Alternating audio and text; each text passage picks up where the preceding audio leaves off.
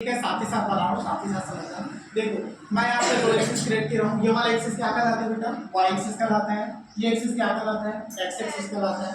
मैं मान के चलता हूँ यहाँ पर कोई दो बिंदु है, ठीक है। मैं मान के चलता हूँ यहाँ पर एक ए पॉइंट है, एक दूसरा क्या है?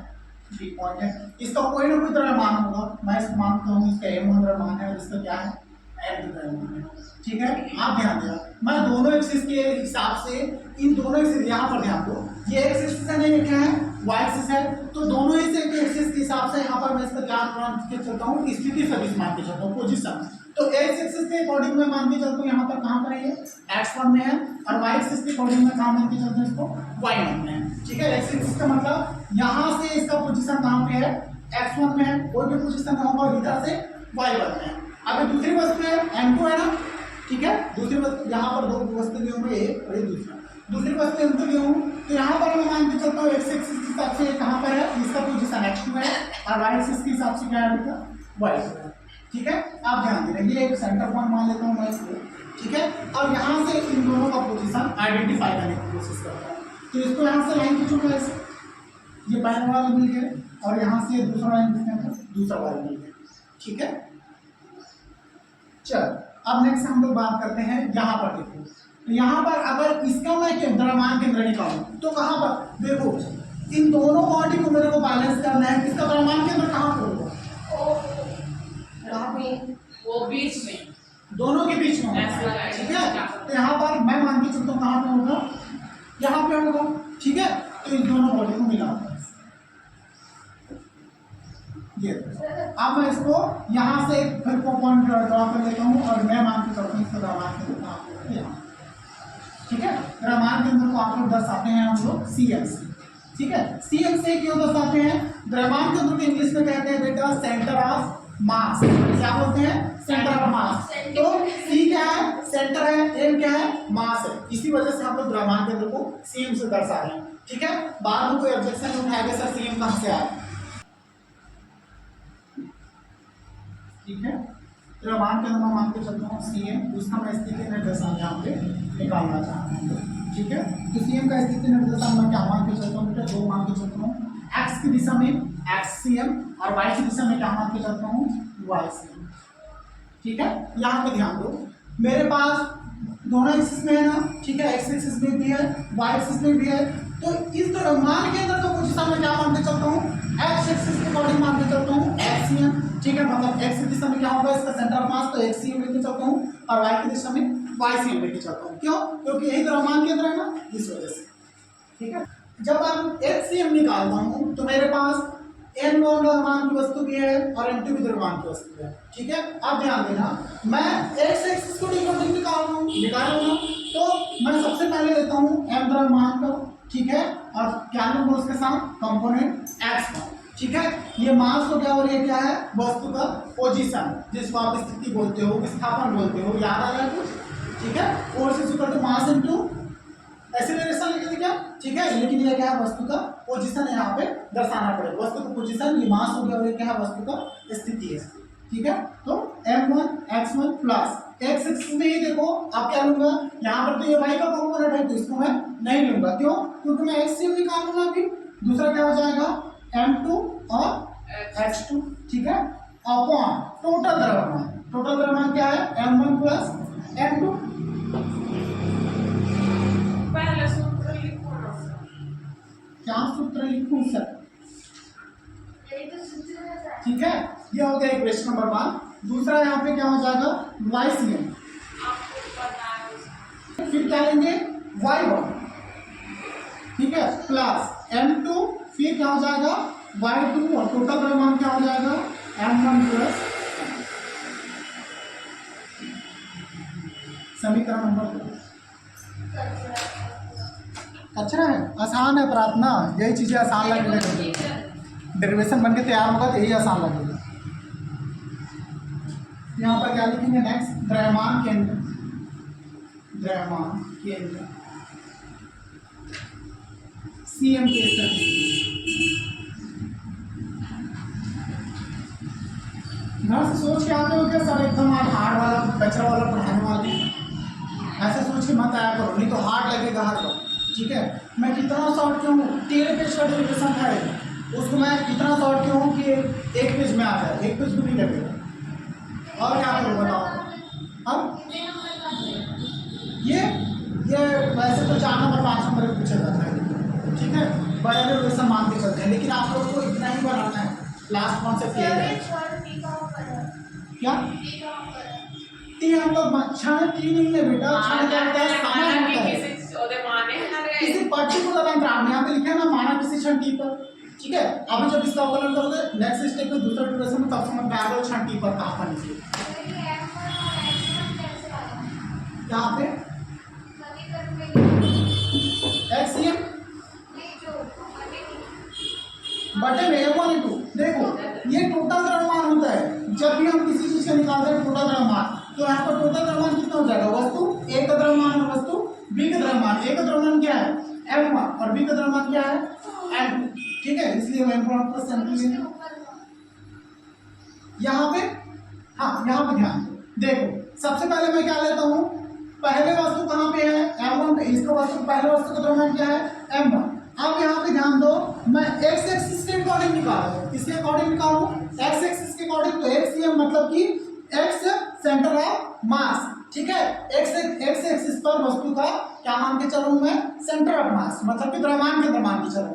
तो x एक्सिस पर दोनों वस्तु को द्रव्यमान केंद्र निकलेगा ना, पहली वस्तु को भी द्रव्यमान केंद्र निकलेगा x एक्सिस पर और दूसरी वस्तु को भी द्रव्यमान केंद्र निकलेगा, ठीक है। तो देखो पहली वस्तु, ठीक है, और x एक्सिस में उसका पोजीशन कहाँ पे है, x1 पे है, प्लस दूसरी वस्तु और दूसरी वस्तु प्लस दूसरी वस्तु में पोजीशन कहाँ पर x एक्सिस में x2 पर है। यहाँ पे मैं y का कोई भी स्टेप नहीं लूंगा, क्यों, मैं x एक्सिस से निकाल रहा हूँ, इस वजह से हम लिखते हैं यहाँ पर M1 x1 plus M2 x2 upon क्या हो गया, टोटल द्रव्यमान, ठीक है। नेक्स्ट यहाँ पे YCM में भी ऐसा है, ठीक है। पहले y एक्सिस में निकालूंगा पूरे वस्तु का, y एक्सिस में क्या निकालूंगा मैं, द्रव्यमान केंद्र निकालूंगा। YCM का मतलब y एक्सिस में वस्तु का द्रव्यमान केंद्र, तो क्या निकालूंगा M1 प्लस y एक्सिस में इसका पोजीशन कहाँ है, y1 पर है, M1 का है।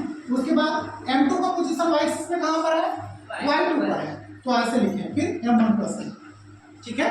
देखो यहाँ पर मैं एक ही स्थिति से जिसको क्या इससे कन्वर्ट करके चलूँ, R2 से कन्वर्ट करके चलूँ, Y2 से कन्वर्ट करके चलूँ, R2 से, जबकि जब सेंटर ऑफ मास का जो स्थिति से उसको मैं किससे कन्वर्ट करके चलूँगा बेटा, RCM से, ठीक है। RCM से क्यों कन्वर्ट करूँ, अभी तक समझ में आ गया, सेंटर ऑफ मास से इसलिए CM से कन्वर्ट करें। तो RCM का वैल्यू कितना हो जाएगा, x एक्सिस का जितना, x एक्सिस का centre of mass plus y axis का सेंटर ऑफ मास, ठीक है। दोनों समझ में आए, x एक्सिस का प्लस y एक्सिस का, दोनों का क्यों ले रहा हूँ, क्योंकि द्रव्यमान केंद्र का डेफिनेशन क्या कहते हैं, किसी वस्तु का द्रव्यमान केंद्र वह केंद्र होता है जहां पर किसी वस्तु का क्या हो, समस्त द्रव्यमान केंद्रित हो। तो अगर मैं दोनों वस्तुओं का द्रव्यमान केंद्र मान के चलूं, यहाँ पर केंद्रित है, तो दोनों वस्तुओं का द्रव्यमान केंद्र मैं RCM में लेके चलूंगा ना, ठीक है, सेंटर में लेके चलूंगा। RCM कितना हो जाएगा, x एक्सिस का टोटल द्रव्यमान केंद्र प्लस y एक्सिस का टोटल द्रव्यमान केंद्र, दोनों को मैं क्या कर रहा हूँ, प्लस कर रहा हूँ। ये मेरा हो गया बेटा समीकरण नंबर, ठीक है, समीकरण नंबर 3। बस अब कुछ मत करो, समीकरण 3 में 1 और 2 का मान रखो, आंसर निकल जाएगा, ठीक है, कुछ नहीं है। नीचे लिख लेना समीकरण 3 में 1 और 2 का मान रखने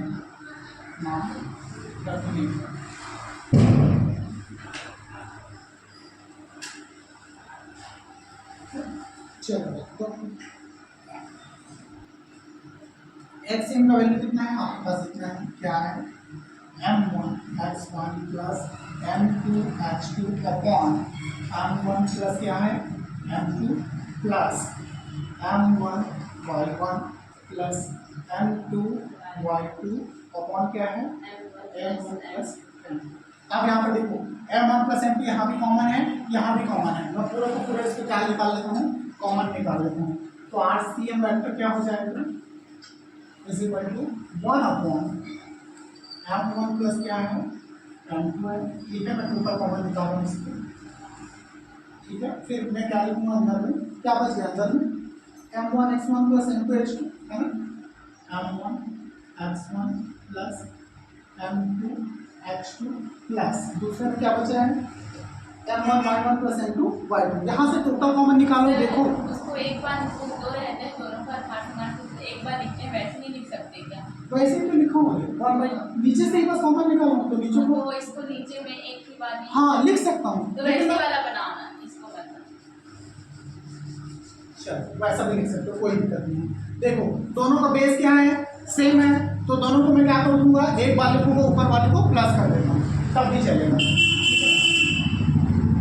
तो क्या हो गया, m1 x1 plus m2 x2, ठीक है, plus m1 y1 plus m2 y2, ठीक है। कैसे भी बनाओ कभी भी मैथमेटिक्स गलत नहीं होता है। तो नंबर भी बढ़ सकता है। अरे कॉन्सेप्ट से क्या करो, अपना नंबर करने का रीजन रहता है कॉन्सेप्ट। सर अब जैसे भी तो वो करके वो क्या बोलते हैं, वो जो नियम बनाए थे उसको बदल के अपना नियम बना लेना रजनी भी। चल यहाँ पे ध्यान रूल्स लगा दो। ये देखो यहाँ पर क्या होता है, ये एक्स एक्सिस के अकॉर्डिंग है ना, और एक किसके अकॉर्डिंग है, वाई एक्सिस के अकॉर्डिंग है। यहाँ पर क्या लिखूँ मैं, एक्स एक्सिस के अकॉर्डिंग क्या लेता हूँ, आई कैप लेता हूँ। जब सदिश की बात करते हैं तो लेना पड़ता है, ठीक है। ये क्या है, आरसीएम वेक्टर क्या है, सदिश है ना, तो एक्स एक्सिस के अकॉर्डिंग उसको मैं टोटल क्या लेता हूँ बेटा, आई कैप ले लेता हूँ, ठीक है। ये प्लस और ये वाई एक्सिस के अकॉर्डिंग क्या हो गया, जे कैप हो गया। चल अब यहाँ से देखो, यहाँ से देखो, यहाँ भी m1 है, यहाँ भी क्या है m1 है, यहाँ पर m2 है, यहाँ पर m2 क्या है, m2 है। तो मैं क्या कर लेता हूँ, दोनों को बाहर फेंक देता हूँ।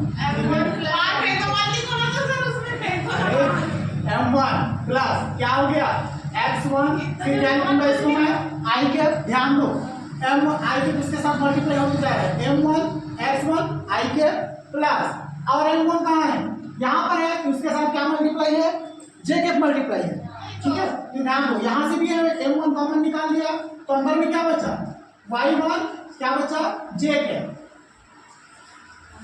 ठीक है, प्लस m2। अब m2 वाले में देखो, यहाँ से m2 कॉमन निकाले, यहाँ पे क्या है x2 है, ठीक है, तो x2 i के, क्या लिखूंगा मैं, x2 i के प्लस m2 और कहाँ है, यहाँ पे है, तो मैं क्या लिखूंगा, y2 j, ठीक है। यहाँ से भी m2 कॉमन निकला ना, अपॉन क्या हो गया नीचे में m1 फिर मैसेज स्टेप आ जाएगा RCM इज इक्वल टू, पहले समझ तो सर क्या इधर देखो, इधर यहाँ पर देखो, R1 वेक्टर मान के चलो, मैं किसको मान के चला हूँ, x1 और y1 को, और x2 और y2 को क्या मान के चले थे हम लोग, R2 वेक्टर मान के चले थे। यहाँ पर मान पुट कर दो, क्या हो जाएगा, m1 R1 vector xi plus yj, यही है ना, ठीक है। प्लस दूसरा क्या हो जाएगा, m2 और x2 और y2 को क्या लेके चले हैं, R2 वेक्टर, वहाँ पे पुट कर दो R2 वेक्टर, और कौन क्या हो जाएगा, m1 बस हो गया, बात के साथ, ठीक है। हाँ हो गया, सच में हो गया, ये लास्ट है, हो गया फाइन, ठीक है, आसान है, बस लोड लेके हम चलो, इतना बन जाएगा आराम से। हर साल होता है लेकिन पूरा काम हो सकता है। ये देखो यहाँ पर मैं फिर से डायग्राम बनाता हूँ। इस बार क्या हो गया बेटा, पहले कितने कण लिए थे पिछले डायग्राम में, 2 कणों के लिए निकाले थे, किस क्या निकाले थे, सेंटर ऑफ मास।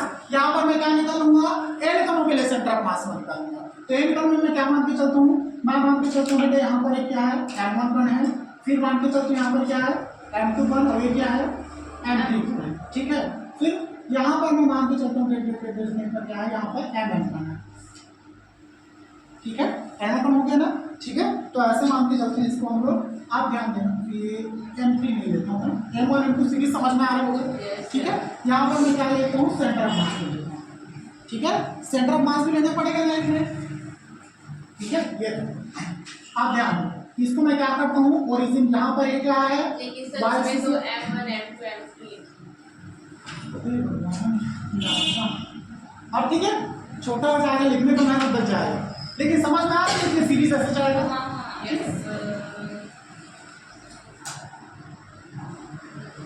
चलो ये क्या लेंगे हम लोग, सेंटर ऑफ मास के लिए। आप ध्यान दो, सभी को मैं क्या करूंगा, ये y एक्सिस से क्या है, x एक्सिस है, सभी को ओरिजिन से मिलाएंगे। वो क्या है, ओरिजिन सेंटर, तो यहाँ से मिलाता हूँ, ये देखो ऐसा एक लाइन मिल गया, दूसरा M2 के लिए जाएगा तो एक लाइन मिल गया, तीसरा CM के लिए जाएगा फिर नीचे आ जाएगा।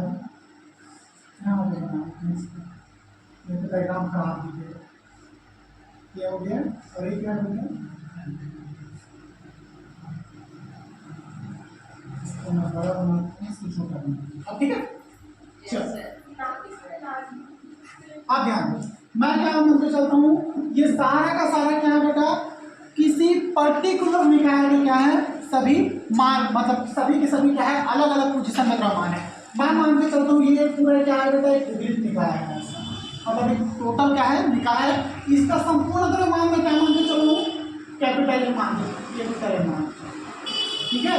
अब क्या होता है, इस पूरे पिंड के अलग अलग पोजीशन पर हम क्या मान के चलते हैं, इसका अलग अलग द्रव्यमान मान के चलते हैं। यहाँ पर M1 M2 और CN और ये क्या है RN। अब ध्यान दो, यहाँ पर जो दर्शाया M1 दर्शाया था, इसको मैं R1 लिखता था, याद है कुछ, अभी लिखाऊँ, इसको मैं क्या लिखूंगा R2 लिखूंगा, इसको मैं क्या लिखूंगा RCN लिखूंगा और इसको मैं क्या लिखूंगा RN लिखूंगा, ठीक है ना। ये समझ में आ रहा है यहाँ पर कंफ्यूजन, RN नहीं MN वो कौन सा ये M ही है लेकिन N1 का, अच्छा आप लोग सीरीज में लिखो ना M1 का, ये क्या है नहीं आ रहा, गीता समझ में आ रहा है, वो सर RCM तो वो दो लाइन के बीच में आता ना। अरे हर टाइम को देखो मैं बता रहा हूँ, यहाँ पे बेटा एड कण है, ठीक है, मैं किसी पर्टिकुलर मैं मान के चल रहा हूँ, ये जितने भी कण है उसका क्या है सेंटर है, ठीक है, 2 लाइन 3 लाइन नहीं सोचना है ऐसा, ठीक है, ऐसा मैं नहीं सोच चलूँगा, ऐसा अगर यहाँ पर मैं क्या लिख दूंगा, मान लीजिए इस लाइन के नीचे मैं लिख दिया, मैं क्या लिख दिया R3 R4 लिख दिया, तो उसका मतलब क्या हो जाएगा पता है, ऊपर के 2 लाइन और तीसरा लाइन, इसके बीच में सेंटर ऑफ मास लेके चलूँगा, ऐसा नहीं है, ठीक है, ये मैं लगातार ये सीरीज है, ऐसा बढ़ते जा रहा है, ठीक है, M1 M2 M3 तो अनंत है, कोई सीमा नहीं है इसकी, मैं फिर भी मान के चलूँ कोई सीमा नहीं है, तो ऊपर के कुछ द्रव्यमान और नीचे के कुछ द्रव्यमान के बीच में क्या मान के चले, इसका सेंटर मान के चले, ठीक है। ऐसा मत सोचो कि 2 लाइन 3 लाइन के बीच में आएगा, बस समझने के लिए ये टोटल विकलित निकाय है, इस बॉडी के अलग अलग पोजीशन पे अलग अलग द्रव्यमान वो वही मान के चले, लेकिन इस बॉडी का संपूर्ण द्रव्यमान क्या है, कैपिटल है, ठीक है। अब देखो ये y एक्सिस है और ये क्या बेटा एक्सिस सर है, वो बादल टाइप का क्या है? देखो ये क्या है, एक कंप्लीट बॉडी है बेटा, एक क्या है देखो, ये एक निकाय है, क्या है एक निकाय है, मैं मान के चलता हूँ संपूर्ण निकाय का टोटल द्रव्यमान कितना बेटा M1 है, M है, कैपिटल M है, ठीक है। अब कैपिटल M जो संपूर्ण निकाय दिख रहा है उसके अलग अलग पोजीशन पे मैं अलग अलग द्रव्यमान लेके चलूँ, मान के चलता हूँ इस बॉडी के इस पोजीशन पे क्या मान के चलूँ मैं M1 द्रव्यमान के चलता हूँ, इस पोजीशन पे M2 द्रव्यमान, इस पोजीशन पे MN द्रव्यमान के चलूँ, लेकिन संपूर्ण अंदर तो करेंगे। हाँ अंदर के छोटे छोटे कण हैं, ठीक है। अब मैं मान के चलता हूँ कोई ना कोई सेंटर ऑफ मास लेके चलूंगा, तो मैं मान के चलूँ इस बॉडी का संपूर्ण सेंटर ऑफ मास किस पे है बेटा, यहाँ पे है, CM पे है, ठीक है। अभी तो समझाओगे वही चीजें, आसानी समझ में आ रहा है, अभी समझाओगे ये सारी चीजें, ये नाजरी है, हाँ? बादल कृष्ण बिल्कुल की नाजरी है भूमिका, अरे बात नहीं, तो बोलेगा चलो आई अब से समझ में आ गया होगा, आगे बढ़े, ये आई कैप है और ये वाला क्या हो जाएगा बेटा JK। जे, यहाँ पर फिर कहीं पे लिखूंगा तो नहीं पूछना इसको कहाँ से आया, ठीक है, क्या आएगा। चलो नेक्स्ट अब लिखते हैं, तो मूल बिंदु O पर स्थिति सदिश क्या हो जाएंगे, डायरेक्टली टर्म्स RCM का मान कितना हो जाएगा, चलो RCM में डायरेक्ट देखना क्या लिखूंगा मैं इसको M1 R1 प्लस क्या हो जाएगा M2 R2 बैठकर, ठीक है। अब यहाँ पे डाउट आ सकता है आपके माइंड में कि sir x axis y axis कहाँ गया, ठीक है, ये भी होता है ना, ठीक है, नहीं आ रहा तो अच्छी बात है, सीधा लिखो, ठीक है। तो हम लोग क्या कर रहे हैं बेटा, पहले 2 ही कण लेते थे, यहाँ पर क्या ले रहे हैं अनंत कण लेके चल रहे हैं, ठीक है। अनंत कण में मैं पर्टिकुलर इसको एक्स एक्सिस या वाई एक्सिस में नहीं लेके चल रहा हूँ, मैं पर्टिकुलर इस विद्युत निकाय को इन दोनों एक्सिस के बीच में लेके चल रहा हूँ, इसलिए हम लोग डायरेक्ट इसको किससे कैलकुलेट कर रहे हैं, सेंटर ऑफ मास से कैलकुलेट कर रहे हैं, M1 R1 plus M2 R3 plus क्या हो जाएगा बेटा डेड M1 RN अपॉन क्या हो जाएगा, अपॉन होता है, अपॉन में क्या लेते हैं टोटल द्रव्यमान, M1 प्लस M2 मतलब यहाँ पर कितना है MN है, तो मैं कैसे लूंगा इसको M1 plus M2 plus dead M है, ठीक है। सर इसका पूरा द्रव्यमान m है तो हम इसको सिंगल m लेंगे, इसको सिंगल एम लेंगे, इसके नीचे स्टेप में मैं सिंगल एम लिखूंगा, ठीक है, टेंशन नहीं, उतना ही आएगा। इसको मान लो बेटा आप लोग समीकरण है,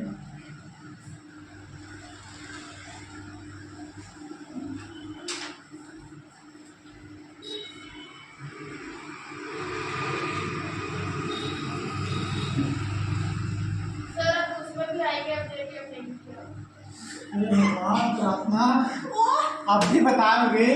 यहाँ पे बेटा हम लोग पर्टिकुलर की दो वस्तु अगर दो ही बिंदु लेते ना तो दो ही बिंदु था, तो दो ही बिंदु के लिए मैं बता दिया एक्स से करके। यहाँ पर मैं अनंत बिंदु लिया हूँ, कितना अनंत, मतलब कि अनंत तक लिया हूँ, कोई लिमिट नहीं है यहाँ पे, ठीक है। तो सभी बिंदुओं को मैं पर्टिकुलर इस एक्सिस से मान के लेके नहीं चल रहा हूँ, ठीक है। इन सभी बिंदुओं को मैं किसके अकॉर्डिंग लेके चल रहा हूँ, सेंटर ऑफ मास के अकॉर्डिंग लेके चल रहा हूँ, ठीक है। इस वजह से डायरेक्ट इसको हम लोग बेटा वेक्टर से लेंगे, r1 vector, r2 vector, r3 vector, ठीक है। ये r1 वेक्टर r2 वेक्टर क्या है, यही आपका अब भी लिखा हूँ, ध्यान दे, अब लिख रहा हूँ ध्यान से देखने से, ठीक है। इधर देखो कंफ्यूजन हो रहा है, ये r1 वेक्टर था, अब भी इसको मैं क्या लिखा था बेटा, इसको लिखते थे हम लोग x1 i k plus y1 j k। तो ये स्टेप मैं यहाँ लिख के और क्यों बढ़ाऊंगा, इसी की जगह मैं क्या लिखूँ, इसको r1 लिखूँ, आप समझ में आ रहा है। अभी किया था लास्ट स्टेप, किया था ना, हाँ पिछले बार समझ में आया, ठीक है। इसके पीछे यहाँ पर बड़ी कम एक्स आई के जगह लिखेंगे, इतना बड़ा बनेगा, जान कट जाएगा, ठीक है। हाँ इस वजह से सॉर्ट कर रहे हैं, ठीक है। मत बढ़ाओ इसको, इतना ही कंप्रेस करके लिखने की कोशिश, फिर सॉर्ट करके लाओ। इसको क्या मतलब है, यही स्टेप मैं ऊपर लिखूंगा, फिर बड़ा हो जाएगा, फिर लेंदी हो जाएगा, फिर पढ़ने का मन ही नहीं करेगा। इस वजह से इसको डायरेक्ट यहाँ से, लेकिन अगर कंफ्यूजन हो रहा है करके मैं यहाँ से इसको समझा दूँ कि ऐसे आता है, ठीक है। चलो मैं आई इक्वल टू मान लेके इसलिए लेके चलता हूँ, यहाँ पर टोटल एन मान है ना, ठीक है। तो मैं मान के चलता हूँ सभी को मैं कितना मान के चल रहा हूँ, वन लेके चल रहा हूँ, मतलब सभी के जितने भी वस्तु का मान क्या लेके चल रहा हूँ, वन लेके चल रहा हूँ। तो आर इक्वल टू वन ऐसा दर्शाना है समझिए। किसमें इसमें और नहीं, ये सदिश वाला आई नहीं है, ठीक है। सदिश वाला आई रहता है, सदिश वाला इसलिए आप यहाँ ला दिए, दूसरा ले क्या लगे, दूसरा बुक में आई दिया गया है, नहीं आई दिया गया है। आप ध्यान दो, यहाँ पे आई लोगे ना तो फिर बेटा दर्शाने में आसानी होगा। यहाँ भी हम लोग क्या लेंगे, इसको एम आई लेंगे, ठीक है, और इसको क्या लेंगे, आर आई, आर आई लेंगे, ठीक है। बता दो, अरे देखो वहाँ पर M1 लिखो तो मतलब है तो M1। हाँ इधर देख, यहाँ पर क्या कर रहे हैं, समेशन में बेटा हम लोग क्या करते हैं, बहुत सारा जो द्रव्यमान होता है, बहुत सारी चीजें होती है, उस सभी को कंप्लीट क्या लिखते हैं, कंप्लीट समेशन लिखते हैं, मतलब सभी का क्या लिखते हैं, योग लिखते हैं। अब मेरे पास यहाँ पर क्या है, n पद है, बहुत सारे पद है नहीं, तो मैं उसको कंप्लीट मान के चलता हूँ समेशन सिग्मा का साइन। मेरे पास टोटल n पद थे तो n लिखा, ठीक है। अब मैं यहाँ पर क्या मान रहा हूँ, जितने भी पद हैं सभी का मैं क्या मान रहा हूँ, उसका मान 1 लेके चल रहा हूँ, ठीक है। तो आई इक्वल टू कितना ले लिया, 1 ले लिया, ठीक है। तो यहाँ पर सभी की जगह m मतलब जितना भी था m1 m2 m3 m4 जो भी रहा होगा, ठीक है। लेकिन फाइनली क्या था, m ही था, ठीक है। तो जितना तो देखो इधर i इक्वल टू में क्या i है ना, ठीक है। तो i इक्वल टू क्या था बेटा, यहाँ पर 1 2 3 4 5 ये सारी चीजें थी, ठीक है। तो यहाँ पर क्या लिखे थे आपको, i इक्वल टू कितना लेके चलूँ, तो ध्यान देना यहाँ पर आप लोग क्या लिखे, m1 लिखे, फिर क्या लिखे थे m2, फिर m3 लिखे थे, फिर m4 लिखे थे। तो i बराबर में क्या माना, 1 2 3 4 5 माना। तो यहाँ पर इसको मैं ऐसा नहीं लिख सकता, mi फिर क्या लिखूंगा, mi फिर क्या लिखूंगा, mi फिर क्या लिखूंगा, mi, ठीक है। अब मेरे को सभी i का समेशन करना हो तो इसको मैं क्या लिखूंगा, सिग्मा से mi नहीं लिख सकता, लिख सकता ना, कि यहाँ पर यही तो लिखा हूँ। अभी भी दिक्कत है नहीं, खराब कर देते, अच्छा खासा काफी क्या आपने, लेकिन समझाने में ज्यादा एनर्जी खत्म होता है।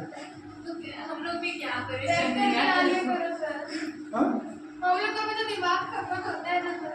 हाँ सही बात है, मैं तो सोच क्या पता तो पलट गया, नहीं पलटा है यही, ठीक है। अच्छा आप यहाँ पर ध्यान देना, आप नीचे में फिर क्या करोगे, नीचे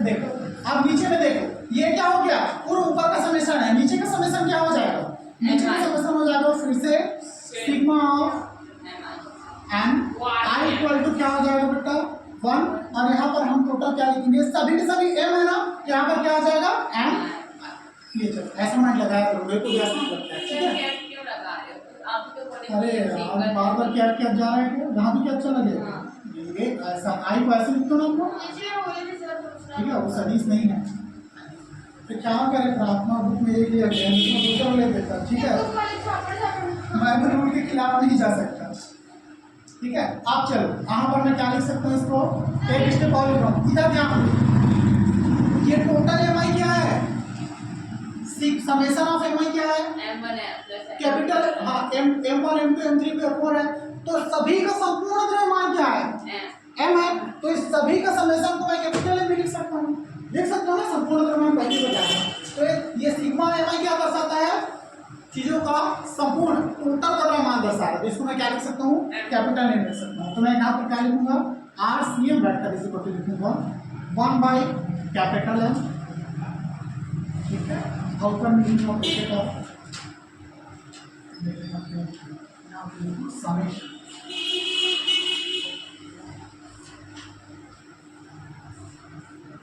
एम हो गया आई हो गया हो गया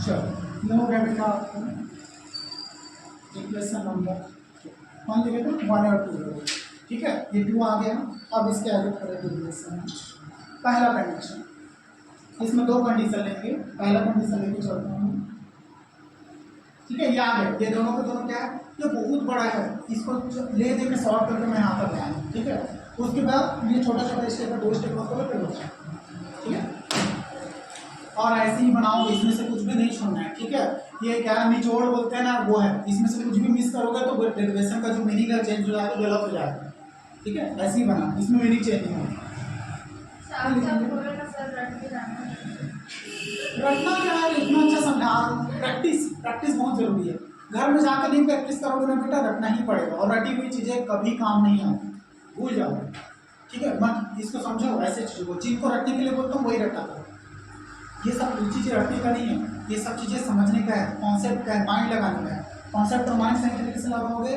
बेहतरीन परिणाम होता है हाँ सब कुछ एक दूसरे से रिलेटेड है यहाँ कुछ भी अलग से नहीं आया सर उसको नीचे में लिख सकते हो तो साइड में रख दिया हाँ लिख सकते हो कोई इशू नहीं है ठीक लो ये तो मैं अपनी जगह बचाने के लिए लिखता हूँ ठीक है ये टोटल कितने जो हमारे यहाँ पे एम द्रव्यमान होंगे है कि नहीं तो सभी का मतलब द्रव्यमान में क्या मान के चलूँ एम मान के चलूँ अब जो कैपिटल एम है ठीक है कैपिटल एम है कैपिटल एम के अंदर कितने द्रव्यमान है एम द्रव्यमान है जो भी हो M1 M2 M3 अनंत है कोई मतलब m तक द्रव्यमान है कि नहीं तो यहाँ पर इसको मैं क्या लिखूंगा m द्रव्यमान और सभी m द्रव्यमान को मैं m मान के चलो मतलब कि m द्रव्यमान सभी m द्रव्यमानों का समूह कितना द्रव्यमान है m द्रव्यमान मतलब कहने का मतलब यह है यहाँ पर बेटा क्या हो ध्यान देना कैपिटल M क्या है M1 है M2 है M3 है डेरिवेटिव्स क्या है Mn है तो टोटल ये कितने द्रव्यमान है टोटल एम द्रव्यमान है कि नहीं मतलब सभी को मैं क्या मान के चलता हूँ सभी को मैं क्या मान के चलूँ एम मान के चलूँ ठीक है तो अगर मैं कैपिटल एम किसी को निकालूंगा यहाँ पे टोटल द्रव्यमान कितने हैं एम द्रव्यमान है लेकिन सभी के द्रव्यमान में क्या मान के चलूँ एम मान के चलूँ और द्रव्यमान कितने हैं एम है तो इसको मैं क्या लिखूंगा एम एल लिखूंगा ठीक है क्योंकि यहाँ पे हम संपूर्ण द्रव्यमान की बात कर रहे हैं यहाँ पे मैं लिखता हूँ सभी के सभी द्रव्यमान को मैं क्या मान के चलूँ एम मान के चलूँ अगर मेरे को संपूर्ण द्रव्यमान लिखना हो तो सिर्फ एम लिख दूंगा क्या नहीं एम क्या है पर्टिकुलर इसका भी मान क्या है एम है इसका भी मान क्या है एम है इसका भी मान क्या है एम है अगर मेरे को सभी एम को जोड़ के लिखना हो और मेरे पास क्या हो अनंत एम हो तो मैं कैसे लिखूंगा इसको एम एल लिखूंगा समझ में आ रहा है नहीं आ रहा है अनंत द्रव्यमान है मेरे पास तो इसका मैं नहीं लिखूंगा एम द्रव्यमान है मान लीजिए तो कंप्लीट क्या लिखूंगा एम एल लिखूंगा तो ऐसे लिख कैंसिल आ रहा है समझ में कि नहीं जा रहा हो बस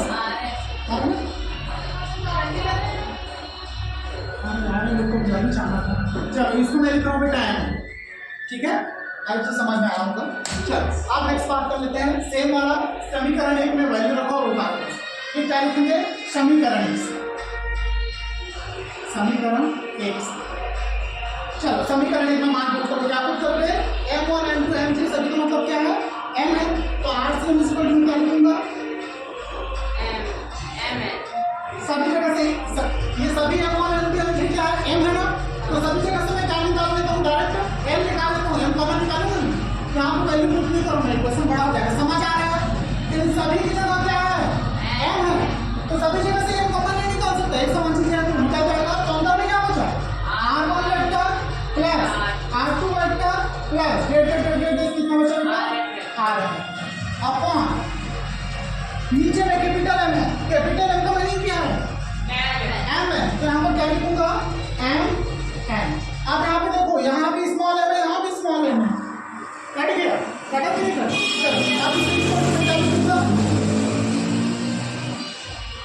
देखो अब मैं लिखूंगा RCM vector is equal to summation of, देखो ना ध्यान से, समेशन ऑफ कितना हो जाएगा, चलो समेशन करो, यहाँ पर कितना होता है, n पद होता है, ये क्या होता है, i का इक्वल कितना होता है, 1 होता है, इन सभी का समेशन करके मैं क्या लिखूंगा, ri लिख दो, चलेगा, ठीक है, तो यहाँ पर क्या लिखूंगा बेटा मैं, ri, ठीक है, और नीचे में क्या लिखूंगा, यहाँ पर ध्यान देना, यहाँ पर मैं इसको क्या लिख सकता हूँ, नीचे में बचा है कि नहीं बचा है, बचा है ना, तो क्या लिख दिया, RCM equal to 1/n equal to sigma upon i1 ऊपर में r, इसको नीचे कर दीजिए, फिर कंप्लीट हो, ठीक है, समझा हूँ मैं, लंबी लेने जाएंगे, इधर देखो RCM इज इक्वल टू क्या लिखूंगा मैं, समेशन n है बेटा, ये क्या है, i इक्वल टू क्या है, 1 है, यहाँ पर क्या लिखूंगा मैं, r लिखूंगा, अपॉन क्या है बेटा, ठीक है, आप लंबी लाइन नहीं होंगे, सर मैं अभी तो आ गया, चलो 2 स्टेप हो गया, ठीक है, तो आप क्या कर सकते हैं, यहाँ पे यदि विकार के सभी कणों का द्रव्यमान समान हो तब क्या होगा, आपका फॉर्मूला दिया हो जाएगा, आया समझ में, चलो नेक्स्ट।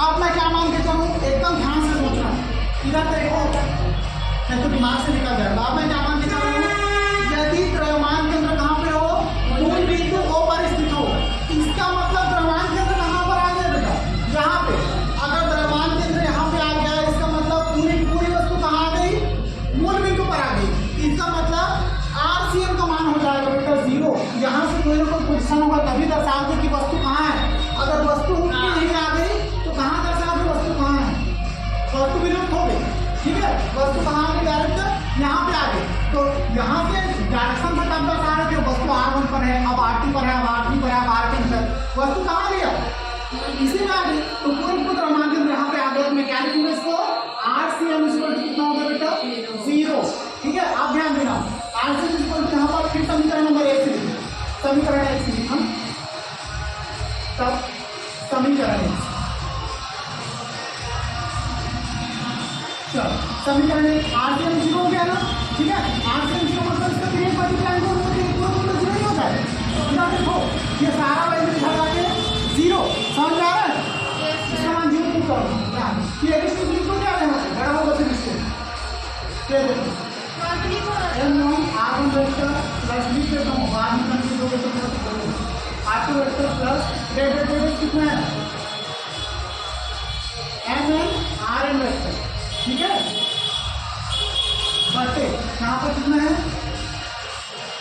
m1 प्लस क्या होता है, m2 प्लस mn, अब mn का इधर लेके मल्टीप्लाई करो, पूरा का पूरा क्या हो गया 0, पीरियड में करना होता नहीं आता है ना, इधर आके 0, तो कितना हो गया यहाँ पे, मैं डायरेक्ट में क्या लिख सकता हूँ, m1 r1 vector plus m2 r2 vector plus mn rn vector equal to क्या लिख दूँ 0, अब देखो इक्वल टू इधर 0 तो मैं इसको क्या लिख दूँगा, उधर पे जाकर रख दिया, चलेगा, सबको समझ में आता है, चलेगा है नहीं, चल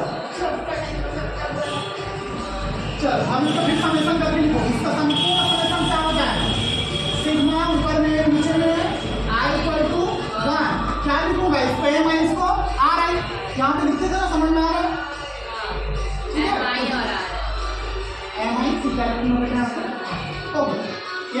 ठीक है, संपूर्ण द्रव्यमान इसकी इक्वल टू क्या हो जाएगा 0। सर बटे वाले से भी लिखते हैं।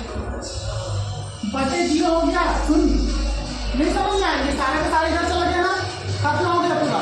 अब एन लिए कहीं यहाँ पे एन फाइव वजह से लिए लिखे थे, यहाँ पे है क्या नहीं है, ये वाली बात।